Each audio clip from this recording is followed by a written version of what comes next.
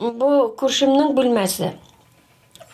Бик өшіді ол бүлмәдән нишләптер, белмим. Аннан өшіді дә, аннан аны чирләгән иде, мен аңа врач чакырттым. Врач килеп карады да больницага ятырга куштылар.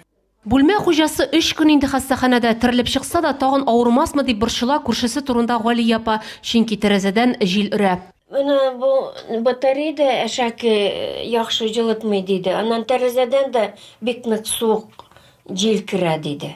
Ветераннар йортындагы әби-бабайларның тәрәзәләре шундый хәлдә. Хәзер биредә 13 тыл ветераны һәм 30дан артык сугыш чоры баласы яши. Аларның пенсияләре кечкенә, туганнары юк. Идәнендә гел итек киеп йөри инде ул, шәл ябынып, өйдә күбесе шулай инде аларның. Отопление нормальное, ә менә өйдә суык.